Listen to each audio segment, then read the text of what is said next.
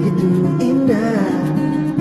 Kau membuat diriku akan selalu memujamu.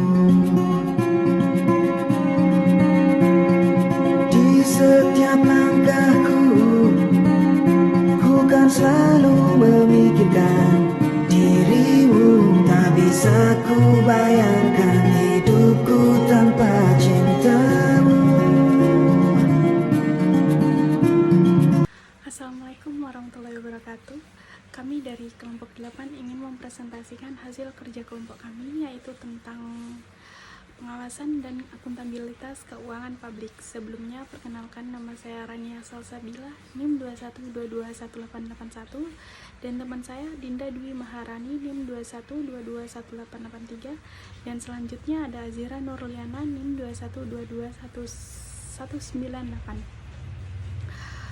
Baik, yang selanjutnya akan saya jelaskan materi tentang konsep pengawasan. Pengawasan keuangan publik adalah proses sistematis untuk memastikan bahwa pengelolaan keuangan negara termasuk perencanaan, pelaksanaan pelaporan, dan pertanggungjawaban keuangan dilakukan secara transparan, akuntabel, efisien, dan sesuai peraturan perundang-undangan yang berlaku. Selanjutnya ada konsep dasar akuntabilitas.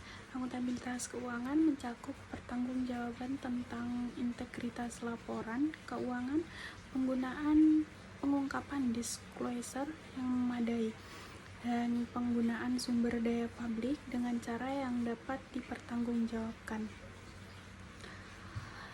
Definisi para ahli menyatakan tujuan pengawasan adalah memastikan pelaksanaan tugas sesuai rencana, memperbaiki kesalahan pegawai, dan pencegahan agar kesalahan tidak terulang. SP Siagian 2008. Keuangan publik adalah suatu bentuk perakuntabilitas pertanggungjawaban entitas sektor publik dalam mengelola dana masyarakat yang harus dapat dipertanggungjawabkan secara transparan dan sesuai peraturan yang berlaku. Ghazali dan Khairy 2007. Yang selanjutnya ada bagan terwujudnya good governance dalam penyelenggaraan negara. Pengelolaan keuangan negara diselenggarakan secara profesional, terbuka, bertanggung jawab, sesuai pasal 23C UUD 1945. Asas umum keuangan pengelolaan keuangan negara. Asas-asas baru yaitu yang pertama ada akuntabilitas berorientasi hasil, yang kedua profesionalitas, yang ketiga proporsionalitas, yang keempat keterbukaan dalam PKN, yang kelima pemeriksaan keuangan oleh BP yang bebas dan mandiri. Selanjutnya asas-asas yang telah lama dikenal, yaitu yang pertama tahunan, yang kedua universalitas, yang ketiga kesatuan, dan yang keempat spesialitas. Lalu yang selanjutnya ruang lingkup pengawasan.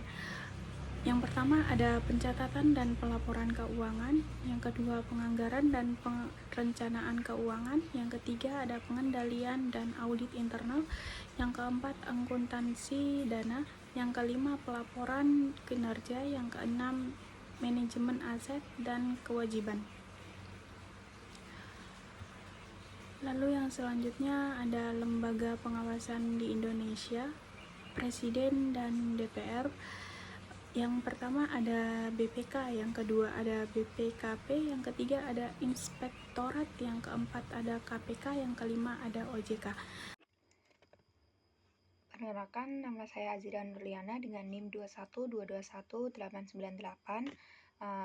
Saya di sini akan melanjutkan penjelasan pada penjelasan teman saya Rania, yakni lembaga yang pertama, Inspektorat. Inspektorat ini adalah aparat pengawas internal dari pemerintah atau biasa disebut dengan APIP. Inspektorat ini bisa dijuluki sebagai mata dan telinga langsung dari pimpinan instansi, baik di kalangan menteri, kepala lembaga, gubernur, ataupun wilayah bupati atau wali kota. Mereka adalah pengawas internal tingkat pertama. Selanjutnya yang kedua ialah BPKP, kepanjangan dari Badan Pengawasan Keuangan dan Pembangunan. BPKP ini adalah auditor internal pemerintah pusat yang bertanggung jawab langsung kepada Presiden. Jangkauannya lebih luas dan bersifat strategis nasional dibandingkan inspektorat sendiri. Yang ketiga, yakni Otoritas Jasa Keuangan atau biasa disebut dengan OJK, lembaga independen yang fokus pada pengaturan dan pengawasan di sektor jasa keuangan. Meskipun tidak mengaudit APBN secara langsung, OJK ini mengawasi institusi di mana uang negara dan uang masyarakat disimpan dan dikelola. Selanjutnya ada Badan Pemeriksa Keuangan, biasa kita sebut dengan BPK, yakni satu-satunya auditor eksternal atau Supreme Audit Institution negara yang mandiri dan bebas, sebagaimana dimandatkan oleh Undang-Undang Dasar 1945, posisi BPK berada di luar eksekutif atau pemerintahan. Yang terakhir adalah Komisi Pemberantasan Korupsi atau KPK, yakni lembaga negara yang bersifat independen atau superbody dengan fokus spesifik pada pemberantasan tindak pidana korupsi yang merugikan keuangan negara. Selanjutnya teman-teman, ini kita cantumkan hierarki kewenangan lembaga dengan bentuk diagram dari yang terendah hingga yang tertinggi. Seperti penjelasan saya tadi, yang pertama dijelaskan inspektorat, lalu lanjut ke BPKP, lanjut ke OJK, PPK, dan hingga KPK, dan semua ini bertanggung jawab kepada Presiden dan DPR, puncak dari kekuasaan dan akuntabilitas yang tertinggi. Baik, itu saja dari saya. Selanjutnya saya serahkan kepada teman saya. Perkenalkan, saya Dinda Dwi Maharani, saya dari kelompok 6. Saya ingin menjelaskan tentang pengawasan dan akuntabilitas keuangan publik. Di sini saya akan menjelaskan tentang isu dan tantangan pengawasan fiskal. Yang pertama ada tantangan keterbatasan sumber daya manusia pengawas. Kedua ada kurangnya transparansi dan partisipasi publik. Yang ketiga ada kompleksitas sistem keuangan daerah. Yang keempat ada resiko penyalahgunaan anggaran. Selanjutnya ada contoh akibatnya. Akibatnya yaitu total rekomendasi ada 690 belum sesuai dengan rekomendasi ada 120,876 atau 17,3%. Yang belum ditindaklanjuti yaitu ada 33,059 atau 4,7%. Yang telah sesuai rekomendasi ada 536,074 atau 7,9%.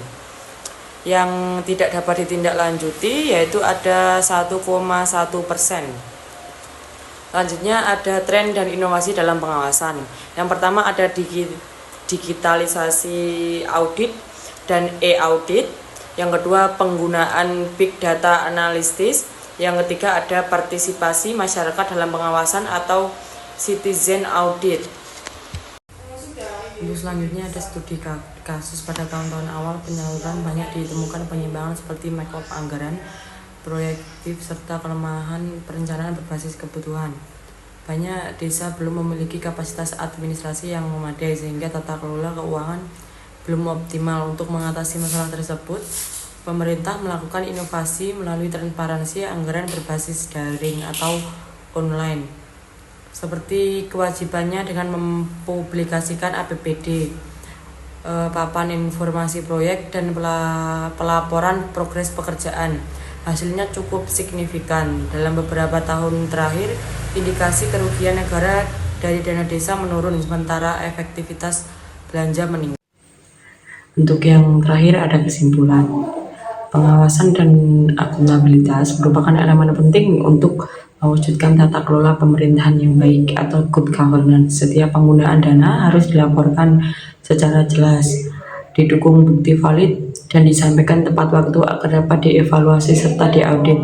Akuntabilitas bukan hanya laporan keuangan yang lengkap, tetapi meliputi keterbukaan informasi, integritas pengelola, dan kesesuaian dengan peraturan keuangan. Hal ini dapat membangun kepercayaan publik maupun internal organisasi. Sekian presentasi dari saya. Assalamualaikum warahmatullahi wabarakatuh.